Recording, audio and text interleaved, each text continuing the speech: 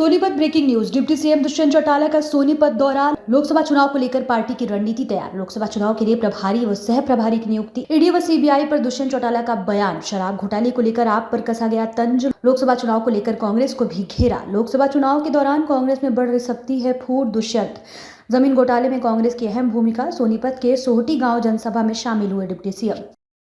पूरी प्रदेश के अंदर अपनी कार्रवाई बूथ योद्धा की, बूथ सखी की आगे लेकर चल रही है और डॉक्टर अजय सिंह चौटाला जी के आदेश अनुसार आगे लोकसभा के अंदर हमारी 10 सीटों पर कल प्रभारी सह प्रभारी भी नियुक्त हुए हैं और उनको आगे कैसे कार्रवाई रखनी है, कोऑर्डिनेशन कैसे करनी है, उनके लिए जिम्मेवारी दी गई है। और मुझे लगता है कि जो कार्य हमने किया है आज जनता का संपूर्ण समर्थन भी है और मजबूती के साथ हरियाणा प्रदेश की सरकार को हमने मिलकर चलाया भी है और आगे भी लेकर। सर एनडीए के साथ कोई सीटों के बंटवारे पर आपकी कोई सहमति? प्रदेश दर प्रदेश भारतीय जनता पार्टी इसमें कोऑर्डिनेशन कर रही है। नॉर्थ में अभी तक आए नहीं है, साउथ में जब नॉर्थ की कोऑर्डिनेशन होगी तो बैठेंगे। बीजेपी के नेता लगातार कह रहे हैं कि 10 सीटें मजबूत है और 10 चलो हम भी 10 की 10 पर तैयारी कर रहे हैं। ये तो अलायंस हुआ था और सोनीपत तो बहुत अच्छी तरह जानता है। जब चौधरी देवीलाल जी ने ये निर्णय लिया कि दोनों मिलकर लड़ेंगे तो सोनीपत के अंदर तो किशन सिंह सांगवान जी को भी हमने ही दिया था चुनाव लड़ाने के। तो उस सोच के साथ मुझे नहीं लगता कि कोई कार्यकर्ता काम छोड़ेगा। 90 विधानसभाओं में हम काम कर रहे हैं, वो भी काम कर रहे हैं।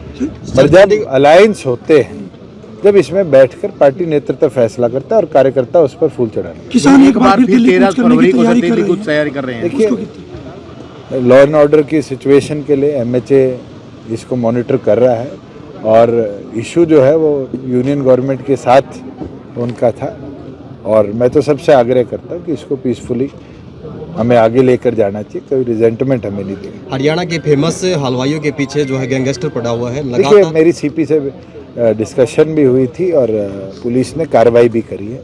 इस तरह के जो तंत्र है उनके खिलाफ सख्त से सख्त कार्रवाई। लगातार पटवारी हड़ताल पर है सर, क्या कोई बातचीत हुई है? क्योंकि 2 चरण की चर्चा एफसीआर के लेवल पर उन लोगों से हुई है।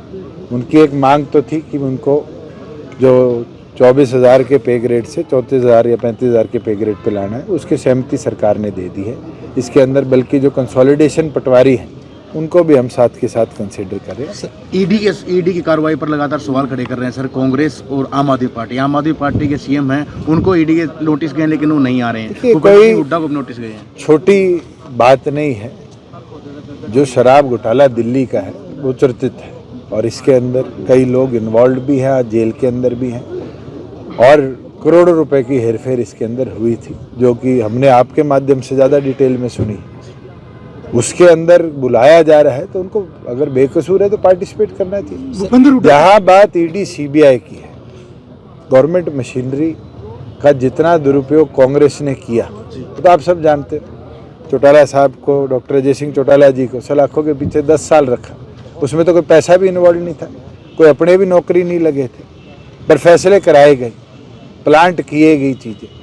आज के दिन जो लोग घबरा रहे हैं ना, उन्हें तो ज़मीनें हड़पी हैं।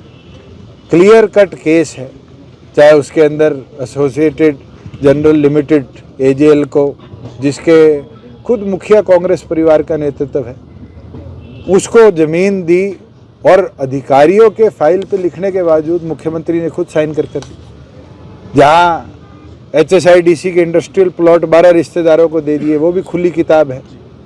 और उस समय की तो मैं तो कहता हूँ ये 73,000 एकड़ ज़मीन जिसकी सेक्शन 4, 6 और कई बार तो 9 लगा के भी और कई बार तो अवार्ड सुना के भी कैंसिलेशन करी, तो सबकी जांच हो रही है। अगर कोई इतना पाक पवित्र है तो उसको घबराना क्यों चाहिए? अशोक तंवर ने कहा कि पिछले 9 साल से लगातार ईडी जांच कर रही है, पूछताछ करती है पर कोई कार्रवाई नहीं कर रही। अभी वो बीजेपी में आ गया है, कार्रवाई करवाओ।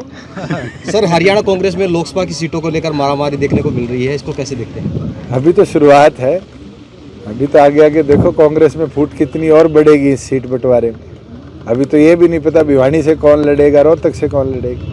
मैं तो कहता हूँ भूपेंद्र हुड्डा जी को खुद रोहतक से लड़ना चाहिए अगर वो अपने आप को इतना दिग्गज नेता मानते हैं। और ये जो 3 का ग्रुप घूम रहा है इन तीनों को भी कांग्रेस को एक एक सीट दे देनी थी। सर क्या ये तो विधानसभा से पहले ही ट्रेलर हो जाएगा। 10 के 10 जो मुख्यमंत्री बनना चाहते हैं कांग्रेस में, उन सबको चुनाव लड़ने चाहिए। हरियाणा में सहकारिता घोटाला जो है एक बार फिर उसकी सामने आया। इंक्वायरी चल रही है।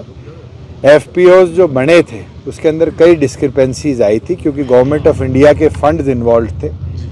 उन फंड्स के अंदर कई जगह नकली आधार नंबर देकर लोगों ने रजिस्ट्रेशन कराई थी, और गवर्नमेंट ऑफ इंडिया ने इसमें सीबीआई इंक्वायरी की मांग प्रदेश को भेजी थी। हमने इसमें सहमति दे दी है, क्योंकि यूनियन गवर्नमेंट के फंड्स इन्वॉल्व थे, तो इसके अंदर यूनियन गवर्नमेंट कार्रवाई। कितना करोड़ रुपए घोटाला हो सकता है? मुझे नहीं पता कितने का है, कोऑपरेटिव डिपार्टमेंट का है, मगर हमने इसकी सहमति दी है कि इस पे सख्त कार्रवाई। सर ग्रुप डी की भर्ती को लेकर जो है विपक्ष जो है लगातार सरकार को घेर रहा है। देखिए, ग्रुप सी की 20,000 की ग्रुप सी भर्ती, नंबर तो एग्जैक्ट मेरे पास नहीं है, उसके रिजल्ट आगे है, और आज शायद डॉक्यूमेंट वेरिफिकेशन प्रोसेस भी पूरे प्रदेश भर में चल रहा है। मैं सभी सिलेक्टेड कैंडिडेट्स को शुभकामनाएं देता हूं, और प्रदेश ने इतने बड़े लेवल पर इतने टाइमली मैनर पर जो भर्तियां करी है, जो वैकेंसीज थी, कहीं ना कहीं हमें उसके अंदर काम में गति लाने में भी उसका लाभ मिला।